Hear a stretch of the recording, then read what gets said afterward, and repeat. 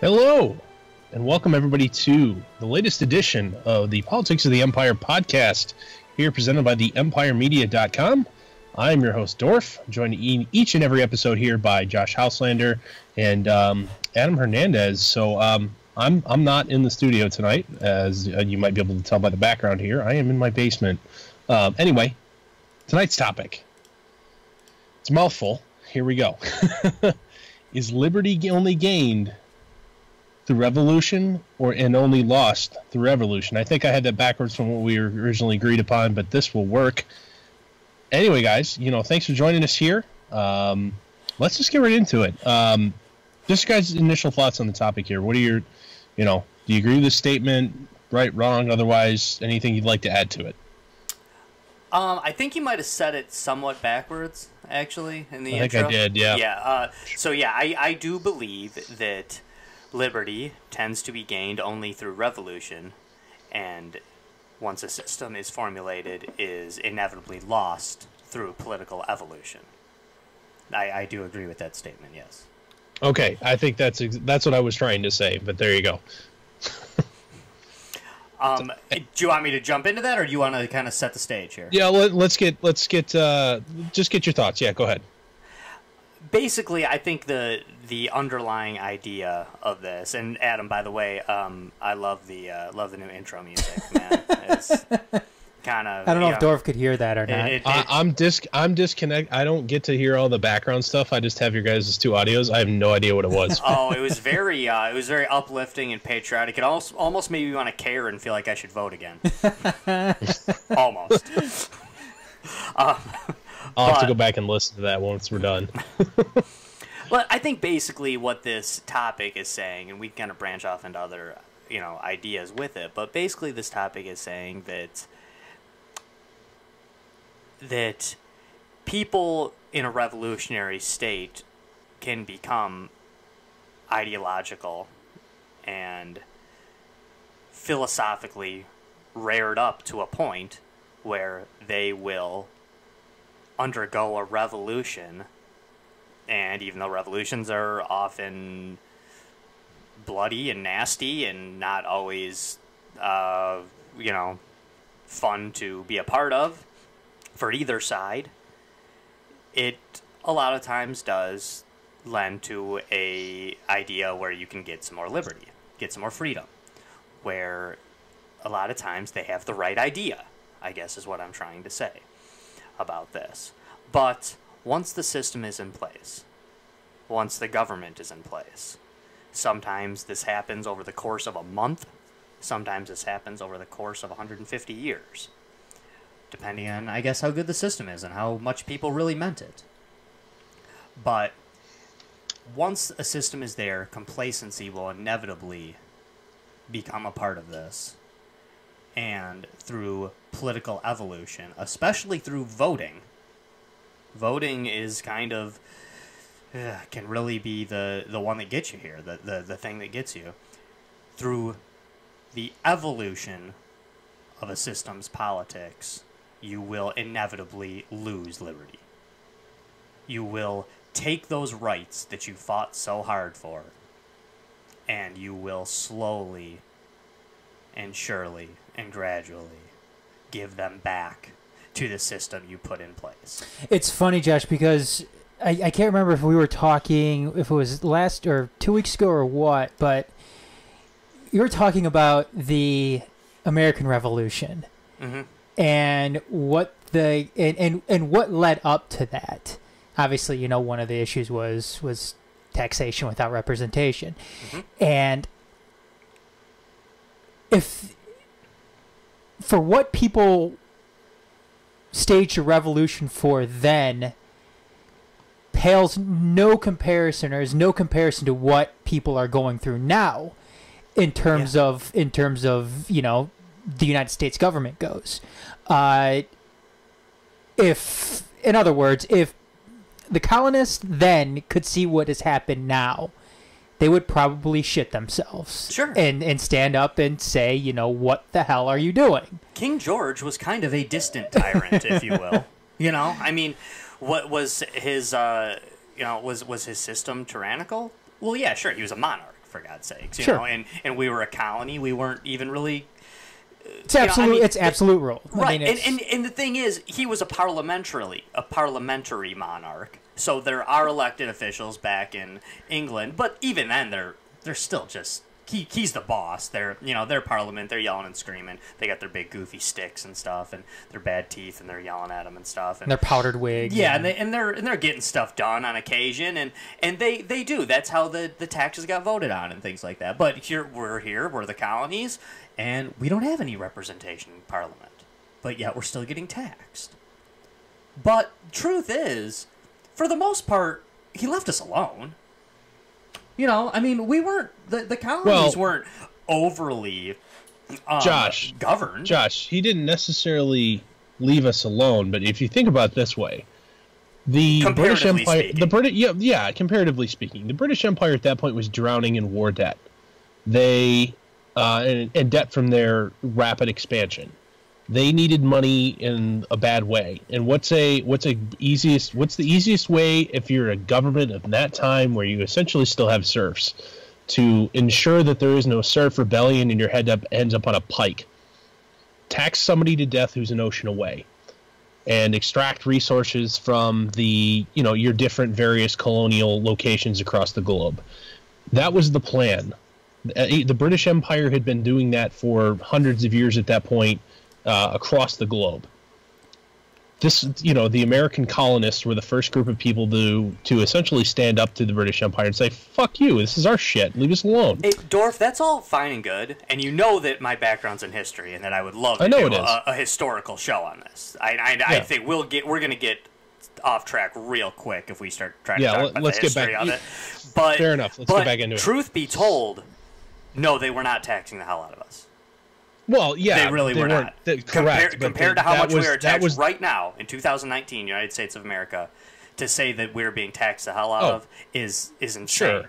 And little known fact, sure, the Brits were paying 3 times more on tea tax back in London, back throughout England, than we were here in the States. Granted, tea being shipped across the Atlantic gets expensive. I know what the hell they're talking about. I mean, tea sucks. I mean, I know. I mean, it's like Dennis Miller said way back in the day before he became a hardcore Trumpkin.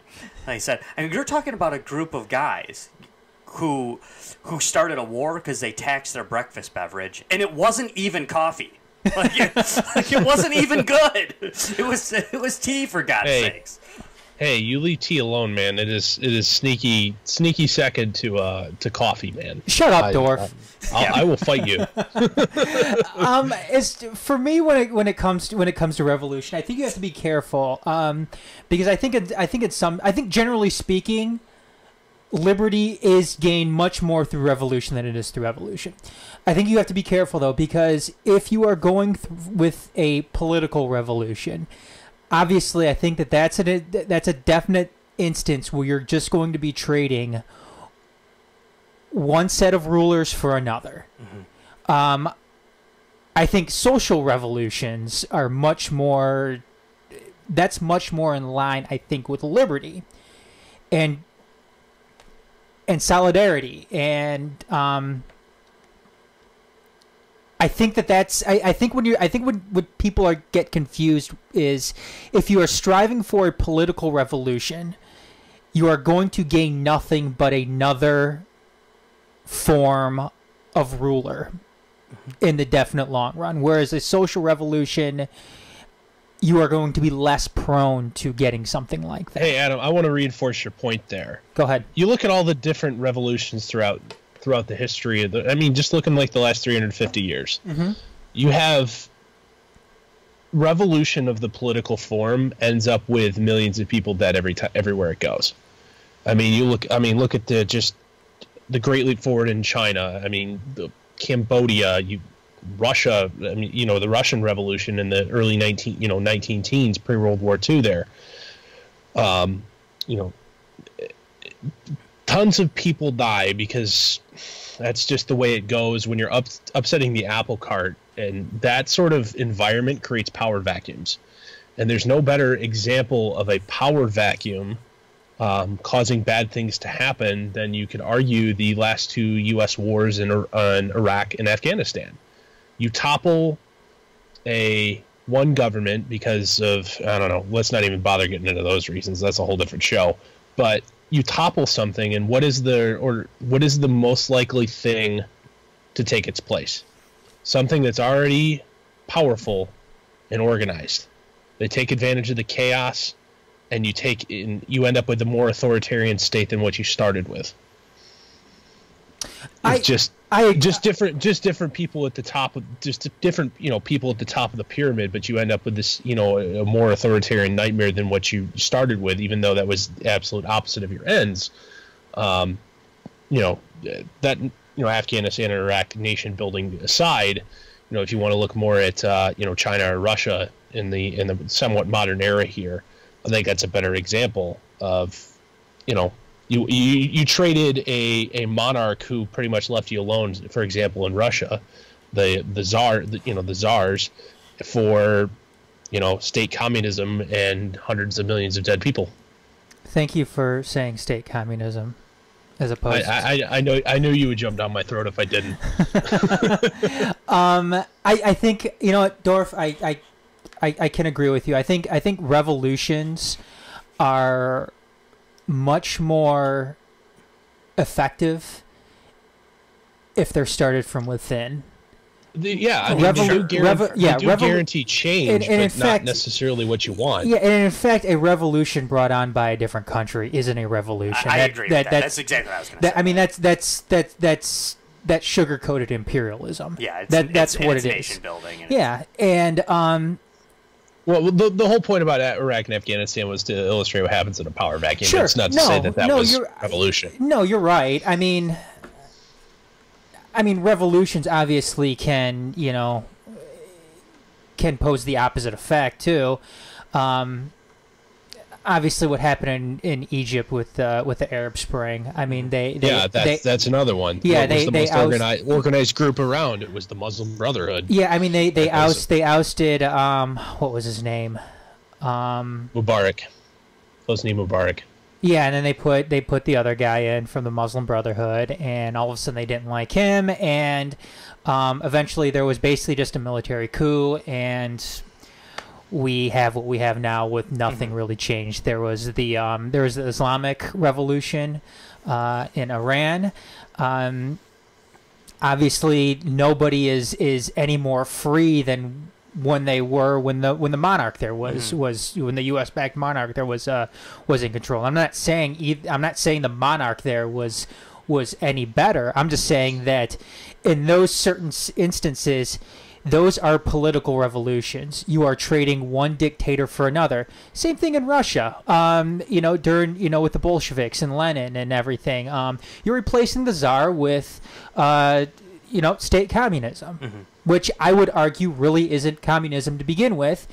You're just trading one centralized government for another form of centralized government who are going to trample all over you.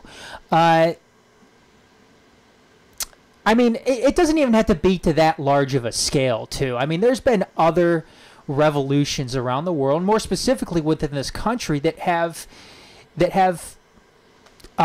given people much more freedom and much more liberty on a smaller scale. But it's gone to show that those things have worked. I mean, take for instance the 1960s. With when African Americans were rising up to have a better way of life for themselves and for their race, and not just African Americans rising up. When you go back and look at those things, there's a whole bunch of white people who were for that revolution. Oh, too. Sure, yeah, they were fighting for civil rights. No, you're right. Namely for you're right. But you need to find. But that just kind of goes along with what I'm trying to prove here, is that if you are going to have a revolution, and it's specifically in that case, it's not going to happen just with one specific group of people, one specific group of oppressed people. You need to reach out. You need to find solidarity with other people as well to help you in fighting for your cause. Workers as well, fighting for the 8-hour workday. fighting for minimum wage, fighting for the weekend, fighting for safe working conditions. That's something that workers who have risen up in the United States were able to achieve for themselves. What is that one too? When LGBT people were doing the sit-ins, I believe it was at the Dewey Cafe or something like that, where they were, fighting for more equal rights in this country. And for the most part, they've, I don't want to say for the most part they've gotten it, but LGBT rights today are much more prolonged and much more guaranteed than what they were back in the 50s or 60s. And even more recently, too. People are going to debate this, but the most recent government shutdown, Who do you think had a heavy hand in helping determine how much longer that was going to go? If you ask me, I think the airline workers rising up and saying, you know what, if you don't end this shutdown, then we are going to strike and basically handcuff the air traffic control system in this country. I think that raised a lot of eyebrows, and that was another form, again, much, much smaller scale than what we were discussing with the American Revolution or, the French Revolution or whatever. But that is one of those small instances where people banding together, rising up and saying, hey, you know what? We're not going to take this bullshit anymore, and if it continues, then we're going to take things into our own hands, and we're just not going to show up for work anymore. Well, at the same time, I think that, yes, those small acts of rebellion are, valuable, and they do gain those incremental progresses that we're talking about here. But I think the larger point here is to gain back massive amounts of liberty lost. It's, I hate to say it, throughout history, it's required armed conflict. Internal civil wars. I'm not saying that's not the case, or that should be the case. Well, You're right. But I think that's that's just kind of what I want to get to here. It's just the unfortunate part and the unfortunate reality is, the last time in the United States where an armed conflict took place, internal armed conflict. I mean, if you want to count the Civil War, it was still single-shot rifles and field guns. Now your government has drones. The scary part is if you got to the point where there was a large enough group of citizens within the United States that would say, enough is enough. They wanted to coalesce and fight the government in a militaristic fashion. That war would last about, I would give them maybe 3 days. I don't buy that at all. I don't buy that one bit. Listen, you know what, Dorf? Josh, back then they had Gatling guns. A Gatling gun to a man in 1777 is just as invasive as a drone to us now. A Gatling gun can be outmaneuvered. It does. You know what can't be outmaneuvered? A satellite network with drones. I'm sorry. And plus, with the amount of data collected on everybody and they know everything.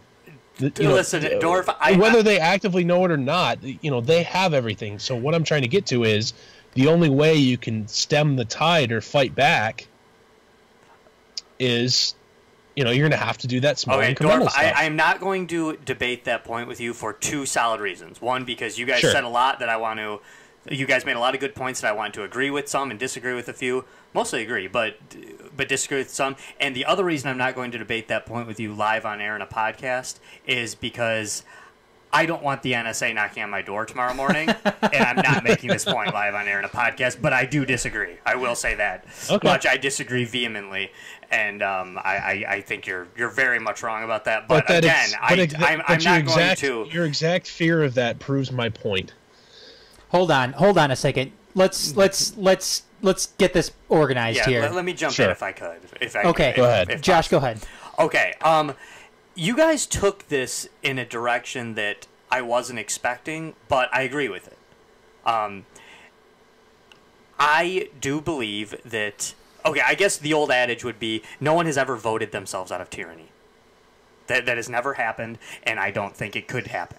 It's impossible. No one has ever voted or through the means of the system that is being tyrannical to them have gotten out of it through playing by the rules with that system. Well, case in point right now, what's happening in Venezuela. Right. I mean, Nicolas Maduro is not going to concede power. Mm-hmm. So, right. Go ahead. So, in essence, you guys gave some examples of really good examples of revolution. I don't think they were, in a lot of cases, revolutions for liberty. But I do believe that by making those points, you guys are showing that perhaps this ideal isn't exclusive to liberty. That real political change is only going to come through revolution, not through evolution. Yeah, I mean, you maybe want to maybe the lone exception that maybe people voting themselves out of tyranny would maybe the old Soviet bloc, the former Soviet states, whether you come down like Poland or anything like that area. I mean, that's their economic collapse. Yeah, fair enough. It was the Bolshevik Revolution worked, but the Bolshevik Revolution was never for liberty, ever. No, it was never for liberty. No, it wasn't. It was for communism. I know that Adam would rather I say state communism, and that's fine. I don't disagree with it being state communism, but it was for communism. I mean, the Bolsheviks were communists. And, well, they wouldn't have called themselves state communists. They'd have called themselves communists. Okay. But they are state communists. Go ahead. Okay. Well, they weren't at the time, because they weren't controlled by a state. So, at the time, they were just communists revolting. And then they turned it into state communism. Okay. That's fine. But I guess my point is that you can... I guess that none of these things, the TSA, they aren't revolting, and I know it didn't turn into a true revolt, but it was a good point that Adam made with the TSA. They weren't revolting for liberty. I was talking about the traffic controllers, air traffic controllers. Okay, sorry, sorry, you're right. I say TSA meaning people who work at the airport. I don't really, but sure, yeah, air traffic controllers. They're not doing that for liberty because they're free to go quit their job. And if they were really doing it for liberty, they'd say, we're going to privatize, and we're going to overthrow this, and we're going to run the airplanes the right way, and we don't need the government or their money. That would have been the way to do it. But they're revolting against the system and saying, hey, start paying us, or we'll just hold you hostage. And I get that. That makes sense to me. So I guess I do... I was thinking solely that this idea of revolution was exclusive to liberty, but it's not. I guess I'll just take it even a step further and say you don't get any political change or any true political change through evolution. You get it through revolution. I guess I was bringing up those examples, though, Josh, just to show that you can reach a goal through revolution. Sure. It is most definitely obtainable if you're able to organize and fight the system, whatever that system may be. If you're able to mobilize, if you're able to organize yourself, then you can get what you are looking for. And if it's liberty that you are seeking, then yes, it can be definitely gained through revolution. Yeah, I think we can all agree that it can definitely be gained through revolution. We've seen it happen. I think the real question is, can it only be gained through revolution? The other point I wanted to make, too, that it slipped my mind before, was we are pointing only at successful revolutions throughout history. We're cherry-picking these successful ones. Majority of revolutions are not successful. Oh, that's absolutely correct. So we're, what was that? I'm sorry, Dorf. I didn't mean No, you're absolutely correct there. So the majority of revolutions that have been tried throughout the world, whether it's a peasants' revolt or, some sort of massive political change, end in a bunch of people dying and nothing changing. And if anything, if your goal is liberty or changes to your system, a hard shift in the opposite direction is a result. Yeah, it can be, or it can just be more of the same. Just right back to the world as we know it, period often, from there. An attempted revolution that's failed is often used as a reason or a tool to seize more, control over an individual's life, because you know what, you can't be trusted with that freedom, sir. You know, it's for the better good. We're going to have to take that from you. That's often what has happened throughout the history of the world, especially here in the modern era. One thing that I kind of took a little bit of issue with, something with you said, Dorf, and it was only one small part that I took issue with because I was agreeing with most of what you said, was that you kind of said that it always ends up in this, you know, you didn't use the word genocide, but in mass death. Mass casualty events. Yeah, and I don't know that that's necessarily true. A lot of them are quelled without mass casualty. They're still lost, but without mass casualty. And I think it's really kind of... This sounds rude, so I don't mean to use the word disingenuous, but I can't think of a better one at the moment.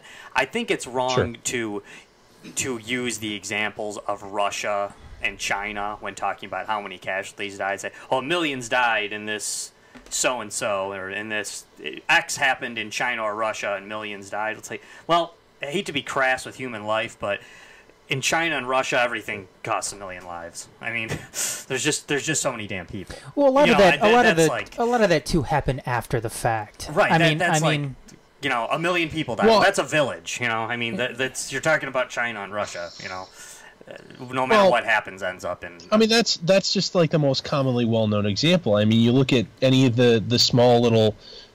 I don't even call them small and little, but civil wars in Africa. How many millions of people have died in whatever, you know, used to be known as the Congo, or currently is known as the Congo, you know, or whatever it used to be, Zaire or whatever else before that. All because of, you know, supposed revolutions after, you know, European colonials just kind of pulled out and left a power vacuum, but. I hate to. I don't know where I was going with this here, guys. If you got anything else, oh no, I mean, you mentioned Africa. I'm at a dead end. To me, the great example in Africa is Liberia. You know, you have this nation that, you know, it's got liberty in the name, for God's sakes, and it was started, but it wasn't started through revolution. It was started with this great intention of, we're going to take descendant African slaves from the United States and we're going to give them their own country. And they're going to go back there, and everyone's going to have liberty and be free. And what's the first thing they did?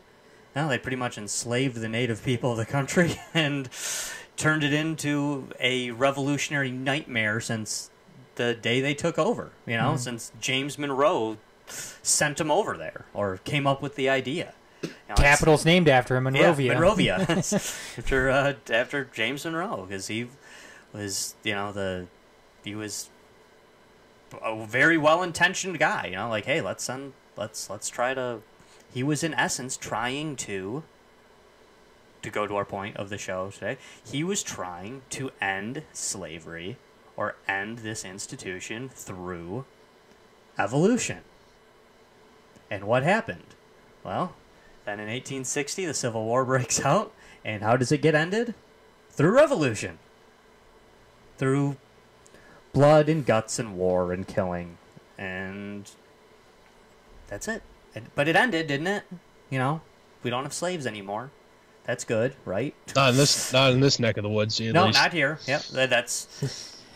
Do you want me? Believe it or not, there's still open air slave markets in North Africa to this day. There is tons of slavery all over planet Earth right now. That is absolutely true, Dorf. There is the idea that the United States was the first or last country to have slaves is extremely ludicrous. Slavery is now and always has been absolutely huge. Do you want me to go ahead? Because I know that you were raising some issue on what Dorf said about the drones and everything like that. Josh, if you guys want to go into that, do you want me? I mean, I guess we can do it in a certain sense where the NSA isn't knocking on. Oh my God. Did you accidentally summon me?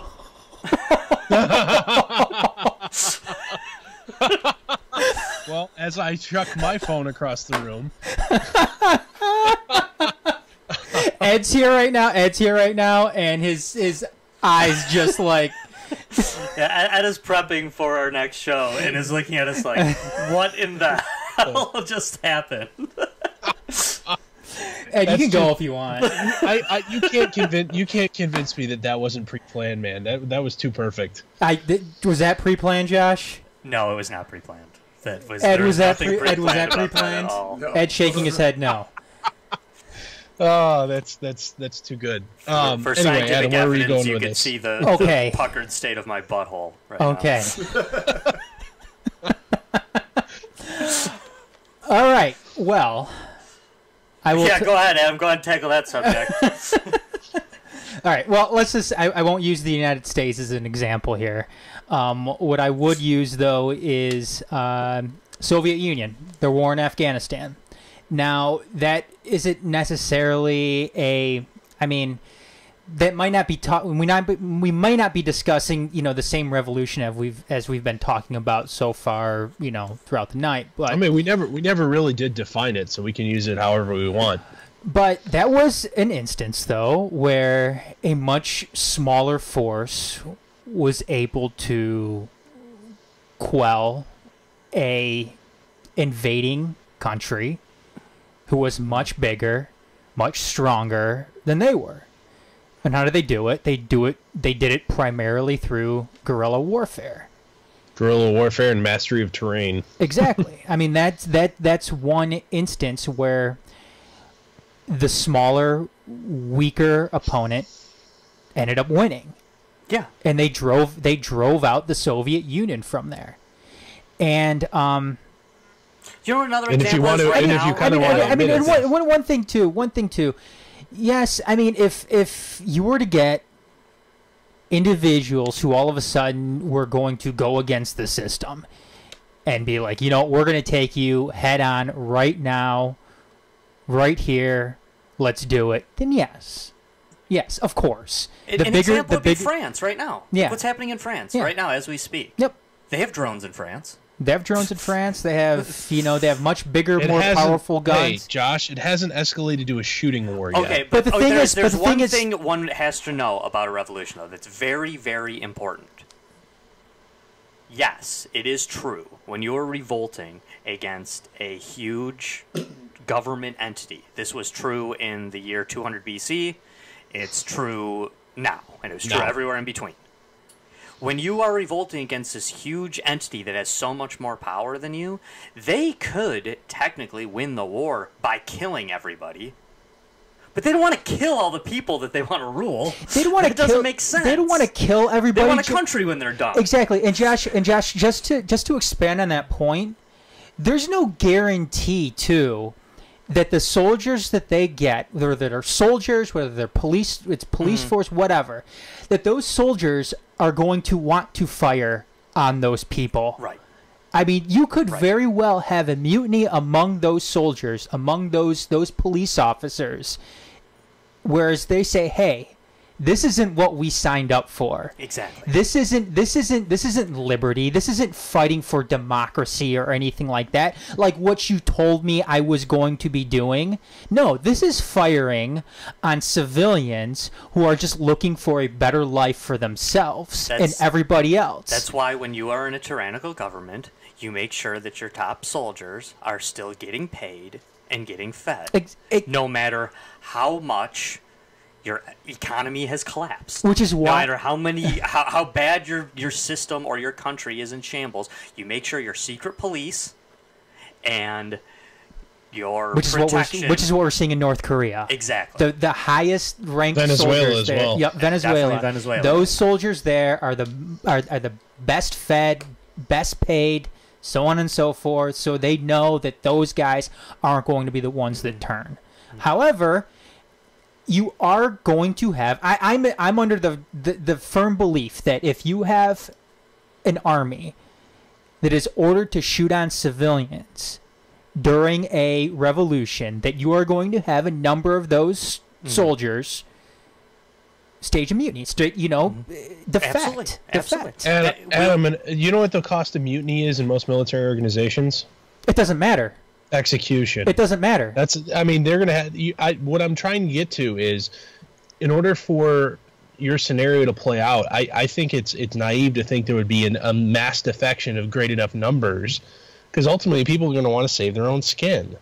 there's not going to be a big enough mass defection from, a standing army to, we'll call it the Free Army or the Rebellion or whatever you want to call it, to do anything. Oh, there could be. There could be, and there has been. I think that is blissfully naive. You know what, Dorf? Will your typical soldier fire on citizens rioting or protesting if there's even an inkling that they are armed? Yes, they will.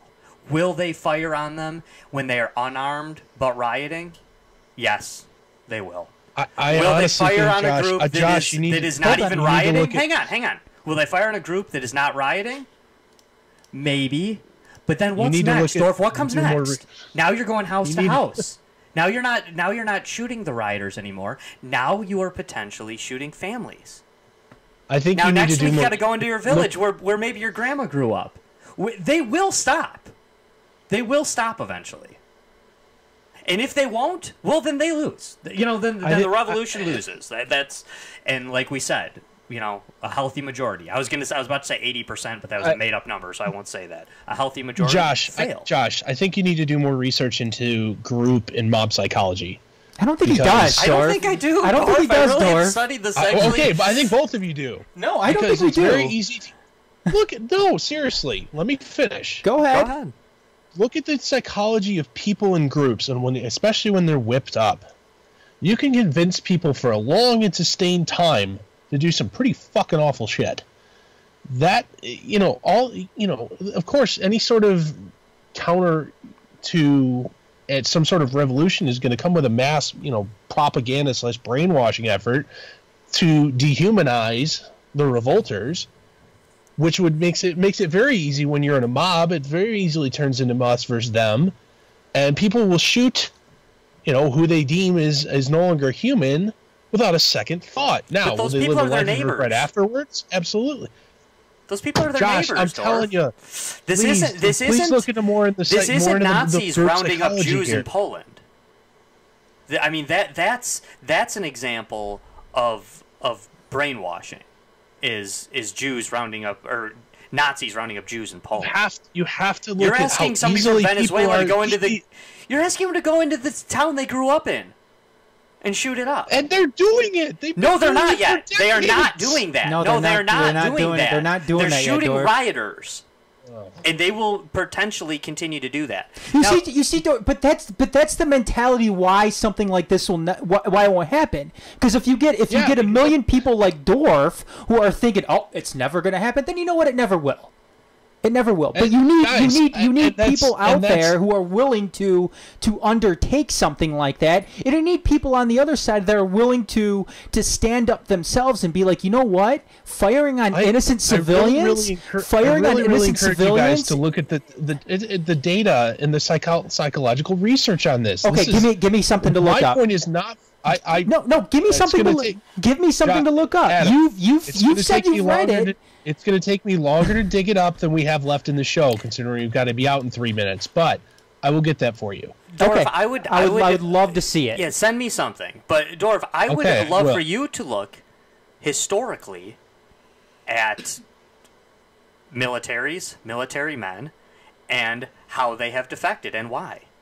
And I would like for you to, take a look at this. You want to talk about how we can't... I'm not denying that there won't be individuals that won't be able to pull the trigger and will defect to the other side, but is it enough to do anything? Okay, Dorf, you are thinking of this from one specific variable. Right. Sure. I mean, there's other variables to this. For instance, there is a guerrilla war aspect to this. There is a. I mean, it's not just trying to get somebody to defect because they're holding a gun against. Hold on. You're going to get defections and enough to create a standing army against them, but it's not going to be enough to be effective. Hold on. It's not just sitting there and hoping that some soldier throws down his weapon because he's pointing it at some innocent family. There's other ways of changing minds when it comes to something like this. There's trying to change the mind of the soldier to think and to believe that what they are doing, them themselves going into a state-run army, isn't the best way for them. It isn't the best path for them, because you know what? What I am willing to offer you, and I'm not saying me, I'm saying a group seeking a revolution, is going to be much better for you and for your family in the long run. There's more. There's far more greater variables in this than just head-to-head armed conflict, whereas a soldier has to make a decision right then and there to throw down his arms and or fire on an innocent family. And one more thing too, that's it's really so important. it's so much more complicated than that. There's so much more going into it than just option A and option B.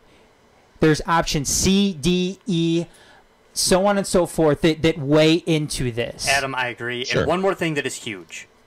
A little bit of outside interference for an internal rebellion goes a long, long way. Absolutely. I mean, look at the American Revolution, for instance. I always like to say, if it wasn't for France, we'd be speaking English right now. I mean, really, without the French just saying, hey, England's our enemy, they're being kind of crappy to their colonists, we'll throw them some cash. I mean, what did France really do for us? We love to thank France, and France loves to say, "Hey, if it wasn't for us, we and help train your army." All they did was they threw us some dough. That's it. Really, they threw us some cash, and they threw us a couple of commandos. They were like, "Yeah, the Brits suck. I'll go over there and help with. I'll go fight. I like fighting." They used Lafayette in a few dozen dudes who were like, yeah, screw the Brits. They tried. They got. That's it, really? They got solidarity. Right. And when you're in the military, that you're going to quell down your entire resistance, and you now realize that all the countries around you are scared and don't like what you're doing, then what country are you fighting for? The people in the military may have a mob mentality, but they're not dumb. Well, some of them might be. Some are smart, some are dumb, just like any group of people. I know some people who are dumb in the military. Oh, no, you can be dumb. No, but the military is like any other group of people. A whole bunch of smart ones, or a couple smart ones, and a whole bunch of dumb ones. There's a minimum intelligence required. They won't call it that's just an old George Carlin quote. But I mean, that's all I'm saying is that you're going to fight for this, and you'll be like, crap, we win this war. The 3 countries we border are going to be pissed. We better back off. We're safer to overthrow our dictator. Dorf, go ahead. Go ahead, Dorf. Hey, you can wrap Josh, it up, man. Adam, I know we got a hard out here, so any final thoughts here? I know we could probably keep going on this. We could do part 2 if we felt like it. But, sure. We'll talk about that off air, and I'll get you that research. So if maybe if you guys don't have any part 2 or something. Yeah, I think we might need to get a part 2 going. If we're not in jail. Yeah. Or if the studio doesn't get droned. No kidding. All right, so that's going to wrap up this 9th episode here of Politics of the Empire, presented by the EmpireMedia.com.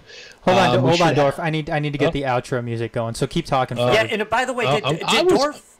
When we were talking about the drones and stuff, did Dorf say that we were in the studio and he was at home? No, it's the opposite. Dorf's in the studio.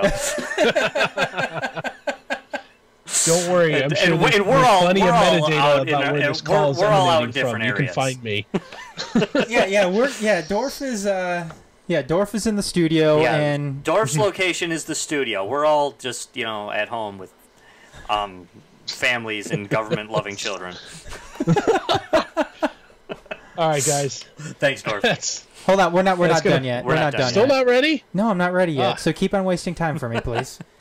No, Dorf, this was a good one. Maybe for the next one, though, if you're, because we could definitely talk on this issue more. Let's find out some variables or some variants where we can push it off, branch it off, kind of create some webs to have a part 2 of this, because I think that's not a bad idea at all.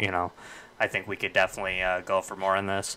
And I don't know. I think we had some good discourse here, actually. I hope people listening kind of, got them thinking anyway. Yeah. I don't know that we swayed any minds per se, but I hope it got some people thinking. Hell, I mean, we've barely touched the surface here. We really have. On the topic in general. We've got it introduced. Now it's time to start getting down and dirty. All right, Adam, you ready finally? Yeah, I'm ready. All right, that's going to wrap up episode 9 here at Politics of the Empire, presented by the EmpireMedia.com.